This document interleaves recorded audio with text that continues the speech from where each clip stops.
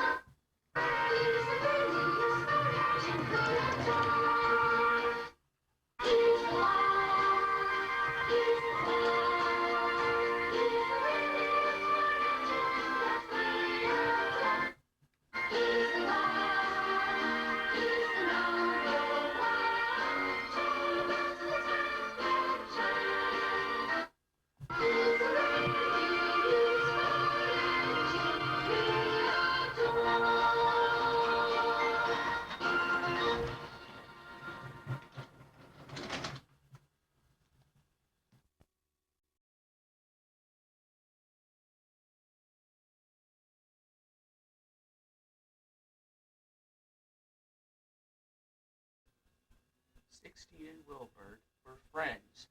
They came to the island of Sodor to help the engines do a useful day's work for Sir Topham Hatt. But only one engine was a good worker and the other was a bad worker. The friends met well, but their bodies did cause confusion. Sir Topham Hatt had given them a new coat of paint, 16 brown and Wilbur blue, but he was still planning to send an engine to the scrapyard for extra dirty work.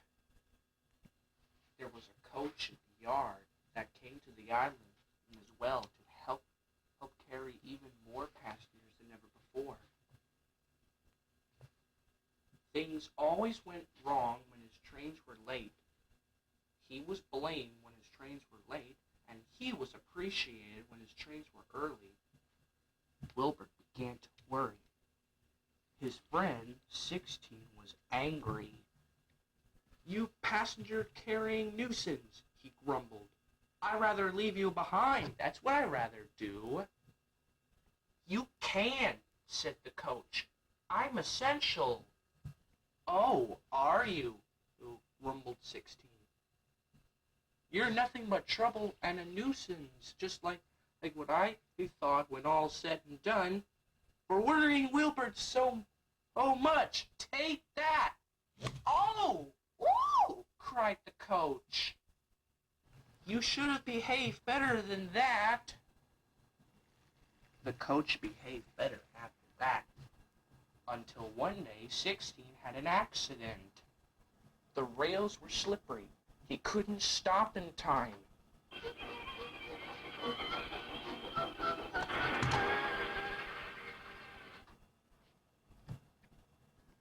16's buffers had poked a hole right through a water tower. He wasn't hurt, but he was wet, and Sir Topham Hatt was most annoyed. I am disappointed in you, 16. I didn't expect such troublesomeness from you. I have decided to send Wilbert back and keep you. I'm sorry, sir, said 16. You should be, continued Sir Topham Hatt. You have caused confusion and delay. Now Henry will have to do all your jobs and his own jobs at the same time while you have your front mended. Henry won't like that. Sir Topham Hatt was right. Henry grumbled dreadfully about extra work all morning.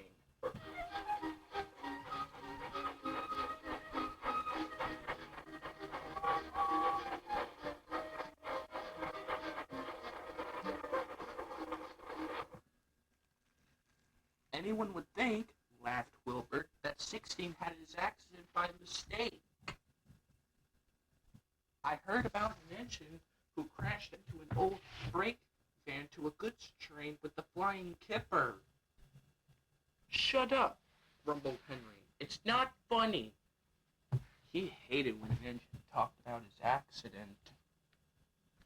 All the other engines enjoyed teasing Henry about his flying kipper accident. Well. Surely, Henry, it was you who crashed into that old freight van.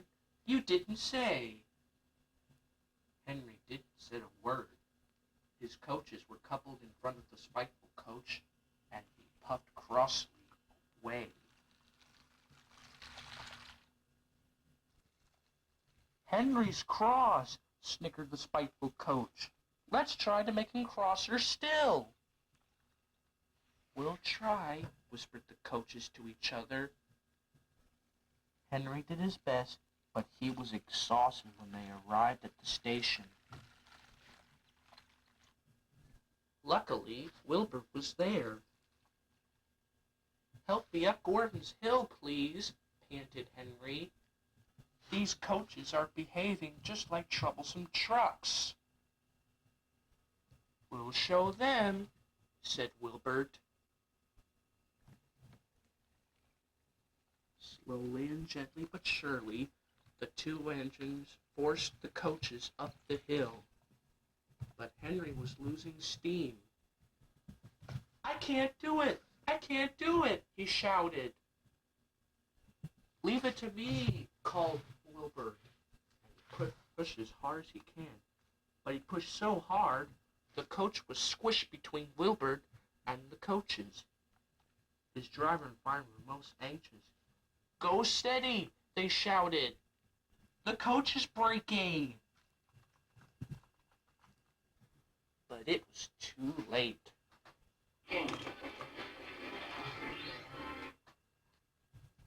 The coach was in pieces and no one was hurt.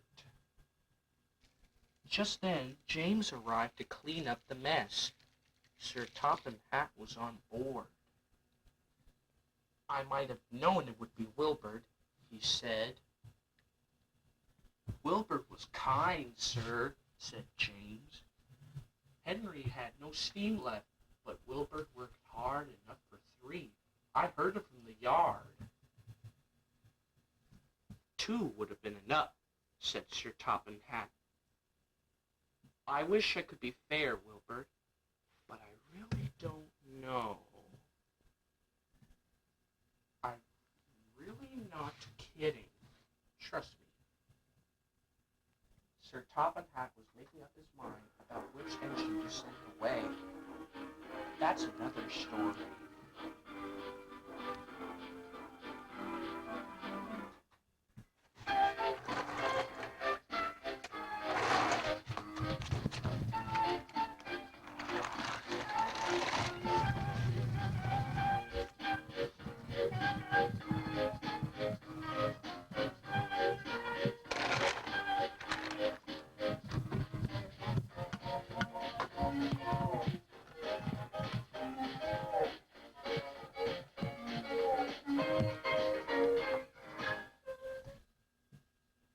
Mike is a small railway engine who came from the small railway branch line to the island of Sodor. No one realized that the small railway branch line was behind Arlesdale Station, so Mike came to the island for proof. He is red, and he has his name on his boiler and has the word Arlesdale on his tender. One day, when Mike came to the island, Sir Topham Hatt came to see him. "Welcome to the island of Sodor, Mike," said Sir Topham Hatt. "Now that you're here, I would like to see how well you can do with passengers and freight cars. Thomas is taken ill. I need you to take Annie and Clarabelle on his branch line for him." "Yes, sir," said Mike, and he puffed away. When Mike finally arrived, James was shunting Annie and Clarabelle from behind. It wasn't long till Clarabelle and Annie were coupled up. "Have a good journey with Mike," said James as he puffed away. "We hope so," said Annie and Clarabelle. Mike waited for all the passengers to climb aboard Clarabelle and Annie. It wasn't long till the coaches were full. The conductor blew his whistle and waved his green flag, and Mike puffed away onto the branch line. Mike enjoyed going on Tom's branch line. As he puffed on the branch line, children waved till he was out of sight. He also went to all the wonderful places you can see on the branch line. Later, Mike came to Shen Valley. He started to cross the valley. He went up and down and all around. Even though Mike was small, he can still pull passengers and freight, even though he looks like he won't, when suddenly something happened. Mike slowed down. His boiler bubbled, and his pistons rattled and shook, and he started to stop. He tried to go on, but he couldn't. "What has happened to me?" asked Mike. "I can't move." "I think you are too small," said his driver. "You are probably too small to pull freight or passengers up hills or across valleys."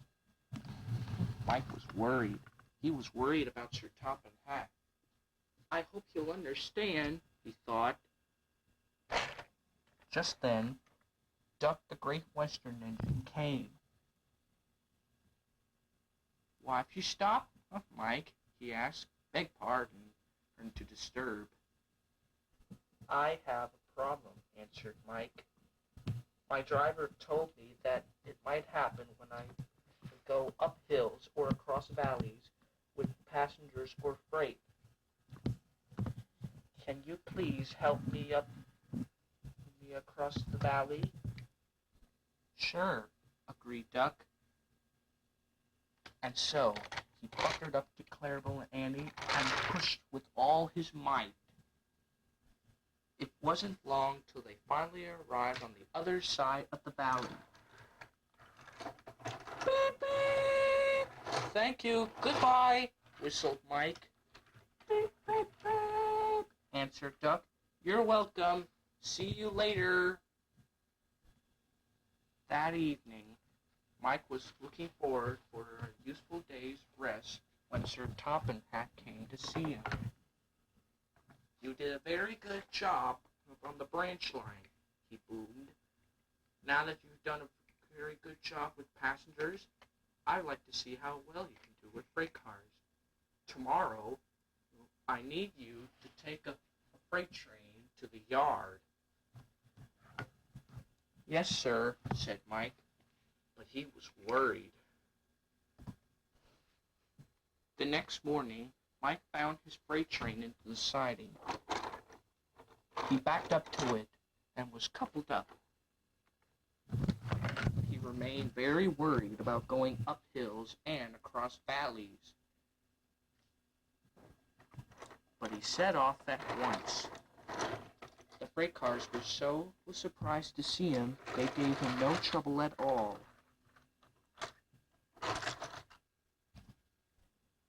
As Mike looked all around the island, every hill and valley was nowhere to be seen.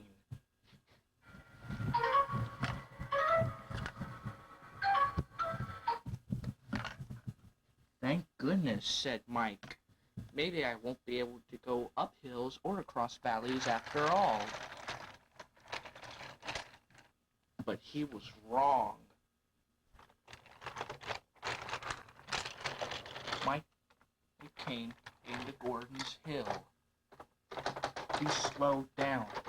His boiler bubbled, and his pistons rattled and shook. He stopped and couldn't go up at all. Just then, Harvey the crane engine came. Mike told Harvey about his problem. Then he asked him if he could help him up. Harvey said yes, and he buckled up to the freight cars. Hold on, he called, and he pushed as hard as he could with much puff and wheel slip. Mike whistled thank you to Harvey and left him far behind as he went over the hill. When Mike's freight train was delivered, Sir Topham Hatt came to see him. Well done, Mike, boomed Sir Topham Hatt. You have delivered the freight train perfectly. And now, there's something I need you to do now that you can do good with freight and passengers. My wife and I are going on a vacation to the beach. You are to take us there. Yes, sir, said Mike. He started worrying again. Mike was coupled to a fancy red caboose called a holiday caboose. Sir Topham Hatt told Mike that he has to take great care so that he and Lady Hatt won't get bumped. Mike hoped so, but worried about going up hills, and he puffed away.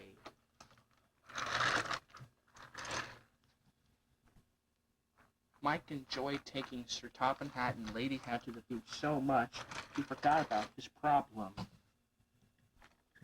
Suddenly, Mike came into a valley. He slowed down. His boiler bubbled, and his pistons rattled and shook, and he couldn't go across, and he stopped. Mike and Lady Hatt were uncomfortable. Sir Topham Hatt spoke severely to Mike. I thought you were a hard worker, Mike, he said, but I guess I was wrong. I'll have to send you back to the small railway branch line and take away your red coat and have you painted yellow. But sir, said Mike, I don't want to be yellow. It wasn't my fault. My driver says my problem only happens when I go up hills. I rattle and shake. I'm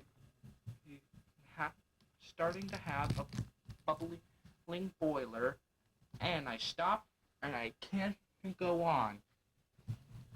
Sir Topham Hatt understand indeed. Since Thomas is feeling better, he said, I'll hire him to take you all the way back to the sheds. Why? Asked Mike. Wait and see, answered Sir Topham Hatt.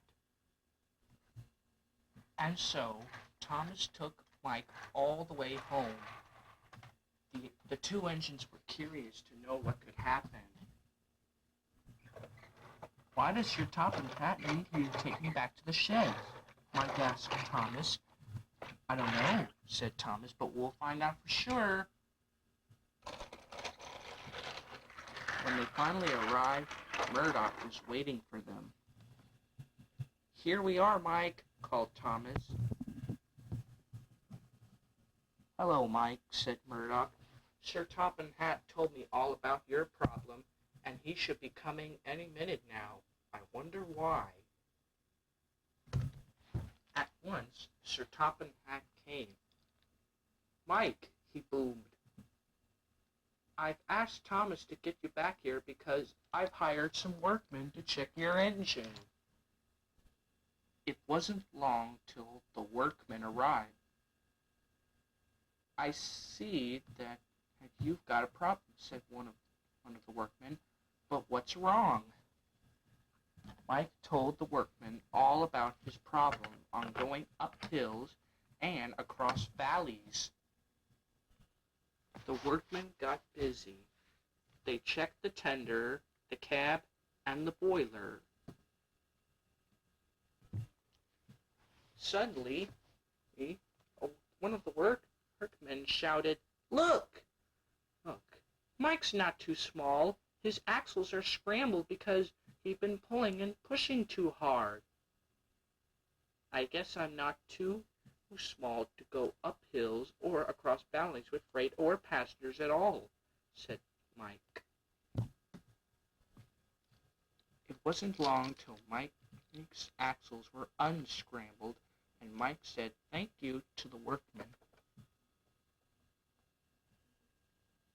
And then they left. Now I will go up hills or across valleys, explained Mike excitedly. Now can I take you and Lady Hat to the beach now? Oh, sir? Yes, agreed Sir Topham Hatt. And so Mike did. When he came back to the valley he'd been before, he went perfectly across it. He didn't need an engine to help him now. At last they finally arrived at the beach, and the journey was perfect. Well done, Mike, boomed Sir Topham Hatt. You've done a very good job, and as a reward, you may keep your red coat and stay on the island for a few days. Thank you, sir, said Mike. And so Mike stayed on the island. The engines at Napper Station need a lot more help, the Fat Controller told his engines one day. They cannot get to their coaches all on their own before getting their passengers on time. Thomas, you are to do your ordinary job that you used to do before you got your branch line. Thomas was cross. He never did his ordinary job in a long time. He didn't say a word. He just let off steam feebly. Don't worry, continued the Fat Controller. Toby, Percy, and Duck will help you pull coaches. Oliver will run your branch line for you with Toad. You can run your branch line tomorrow. Thomas felt better. He, Duck, Percy, and Oliver were very excited. But Edward was worried. Can I come too, sir? He asked. The Fat Controller said no. Instead, how would you like to work with Wilbert the Forest Engine? Edward felt better. He agreed with the Fat Controller, and then he was excited too. Wilbert the Forest Engine was kind and nice. Oliver was coupled in front of Annie and Clarabelle. Toad was at the back. The two friends were very excited to go out to the branch line. And I'm sorry to say, Annie and Clarabelle were sorry to see Thomas go, and wish tomorrow would come. The coaches sadly watched as Thomas set off to pull some coaches to meet Toby, Percy, and Duck. When Edward finally met Wilbur, they whistled hello to each other, and then Wilbur took him to meet 16.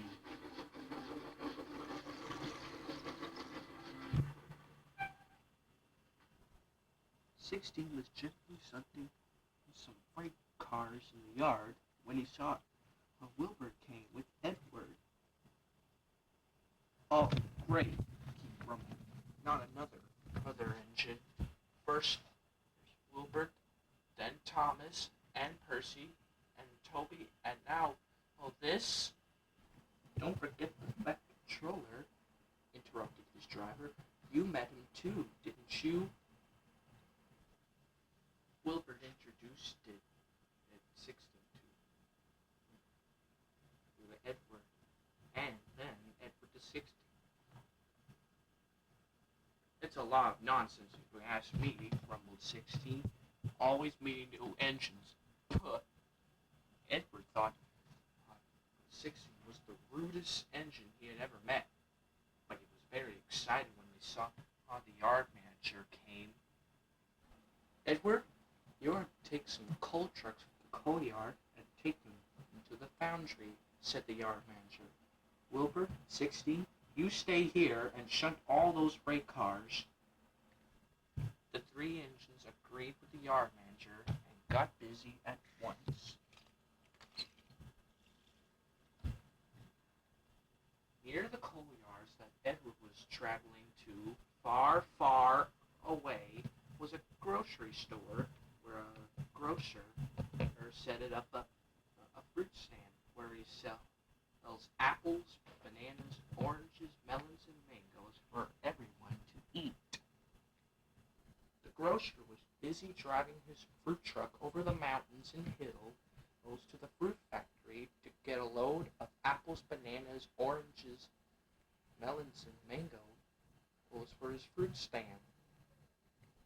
It wasn't long till he finally got his load of apples, oranges, bananas, melons, and mangoes, and was just driving back to his fruit stand. "Everyone will love my fresh fruit," he said to himself. The grocer and his truck were just approaching the crossing with no gates. It was the same track that Edward was on. The grocer started driving his truck onto the crossing. It was nearly there when suddenly, when his back wheel was between the sleepers, it ran out of gas and stopped. "Oh no," cried the grocer. "I forgot to get more gas." The grocer was just going off for help when suddenly he heard Edward the Blue Engine approaching. "Stop!" shouted the grocer when he saw Edward. Edward and his driver and fireman heard the grocer and looked ahead. When they saw the truck, they shouted and screamed and applied the brakes hard.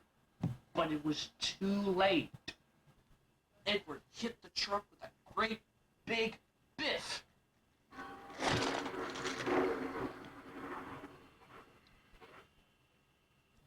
A door burst open from behind the truck and squash fruit flew out.